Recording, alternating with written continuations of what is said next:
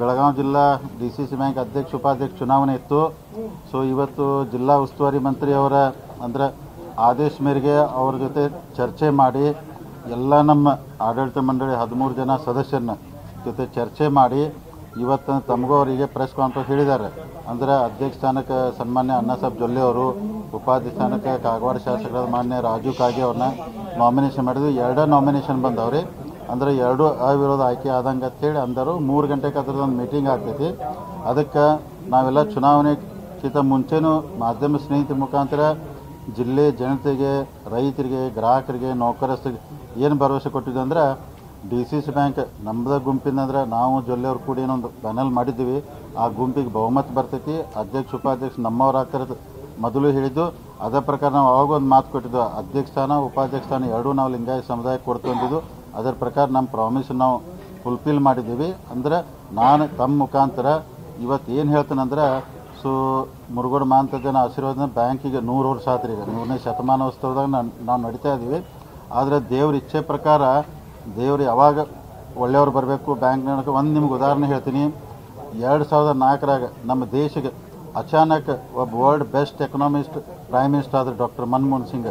ಇವತ್ತು ನಮ್ಮ ಬ್ಯಾಂಕಿಗೆ ಬೆಸ್ಟ್ ಆರ್ಥಿಕ ತಜ್ಞರು ಎಕನಾಮಿಸ್ಟ್ ಅಂತಂದರೂ ತಪ್ಪಾಗಲಿಕ್ಕಿಲ್ಲ.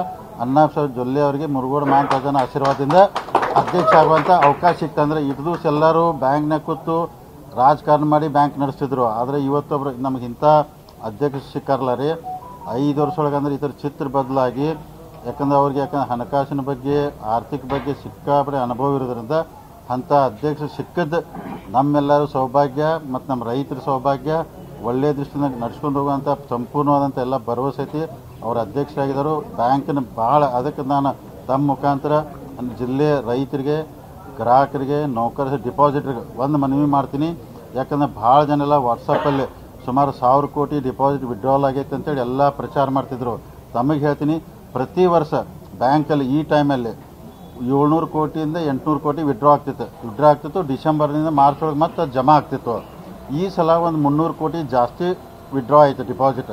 ಅದಕ್ಕೆ ಎಷ್ಟು ಅಪಪ್ರಚಾರ ಮಾಡ್ರಿ ಅಂದ್ರೆ, ಜಾರಕಿಹೊಳಿ ಕಡೆ ಬ್ಯಾಂಕ್ ಹೋಗ್ತಿದ್ವಿ, ಬ್ಯಾಂಕ್ ಮುಳುಗ್ತೈತೆ ಅಪಪ್ರಚಾರ ಮಾಡಿ ಯಾಕಂದ್ರೆ ಪಾಪಕ್ಕೆ ತಪ್ಪು ಸಂದೇಶ ಕೊಟ್ಟು 700 800 ಆಗೋಲ್ಲ ಒಂದು 250 ಕೋಟಿ ಹೆಚ್ಚಿಗೆ ಡಿಪಾಸಿಟ್ ವಿಡ್ರಾ ಆಯ್ತು. ಯಾಕಾಯ್ತಂದ್ರೆ ಗೋಲ್ಡ್ ರೇಟ್ ಜಾಸ್ತಿ ಆಗೋದ್ರಿಂದ ಜನ ಬ್ಯಾಂಕ್ ದುಡ್ಡು ತಗೊಂಡು ಗೋಲ್ಡಲ್ಲಿ ಇನ್ವೆಸ್ಟ್ ಮಾಡಿದ್ರು. ಅದಕ್ಕೆ ಇದೆಲ್ಲ ಸುಳ್ಳು ಐತಿ. ಅದಕ್ಕೆ ಯಾರು ಡಿಪಾಸಿಟ್ರು ರೈತರು ಯಾರೂ ಅಂಜಕ್ಕೆ ಹೋಗ್ಬೇಡ್ರಿ. ಬ್ಯಾಂಕ್ ಗಟ್ಟಿ ಆಗೈತಿ. ನಾಳಿದ ಅಂದರೆ ನಮ್ಮ ಬೆಳಗಾವಿ ಜಿಲ್ಲಾ ಡಾಕ್ಟರ್ ಮನಮೋಹನ್ ಸಿಂಗ್ ಅಣ್ಣಾಸಾಹೇಬ್ ಜೊಲ್ಲೆ ಅವ್ರ ಕಡೆ ಬ್ಯಾಂಕ್ ಬಂದೈತಿ. ಯಾರೂ ಅಂಜಬೇಡ್ರಿ. ಬೆಸ್ಟ್ ಬ್ಯಾಂಕ್ ಇರ್ತೀವಿ. ಅಣ್ಣಾಸಾಹೇಬ್ ಜೊಲ್ಲೆ ಅವ್ರು ನಮ್ಮ ಕನಸು ಇಷ್ಟ ಐತಿ. 10 ವರ್ಷ ಈ ಬ್ಯಾಂಕನ್ನು 6,500 ಕೋಟಿ ಇದ್ದಂಥ ಡಿಪಾಸಿಟ್ನ 10,000 ಕೋಟಿಗೆ ಒಯ್ಯಬೇಕು. ಅವ್ರು ನಿನ್ನೆ ನಾವು ರಾತ್ರಿ 5 ವರ್ಷೊಳಗಂತಾರ. 10 ಬೇಡ 5 ವರ್ಷೊಳಗೆ. ಆಮೇಲೆ ನಿನ್ನ ರಾತ್ರಿ ನಾವು ಕುಂತು ಮಾತಾಡಿದಾಗ ಅವ್ರು ಅದ ಅಂದ್ರೆ ಮಂಗಳೂರದಾಗ ಅಂದ್ರೆ DCC ಬ್ಯಾಂಕ್ ರಾಜ್ಯದಾಗ ನಂಬರ್ 1 ಐತಿ. ನಾವು ಮೊದಲು ನಮ್ಮ ಕರ್ನಾಟಕದಾಗ DCC ಬ್ಯಾಂಕ್ ನಂಬರ್ 1 ಮಾಡುವಂಥ ಇಂಥ ಅನೇಕ ಇದನ್ನೆಲ್ಲ ಅಂದ್ರೆ ಯೋಜನೆ ಇಟ್ಕೊಂಡು ಮಾಡಿದಾರು. ಅದಕ್ಕೆ ನಾವೆಲ್ಲರೂ ಉಸ್ತುವಾರಿ ಸಚಿವರು, ಎಲ್ಲರೂ ಶಾಸಕರು, ಜಿಲ್ಲೆ ಶಾಸಕರು ಎಲ್ಲರೂ ಸಹಕಾರ ಕೊಡ್ತು ಅಂದಿದ್ರು. ಅದಕ್ಕೆ ಚುನಾವಣೆ ನಾವು ಮಾಡೋದಿತ್ತು, ಜೋರಾಗಿ ಚುನಾವಣೆ ಮಾಡಿದೆವು. ಚುನಾವಣೆ ಮುಗಿತು.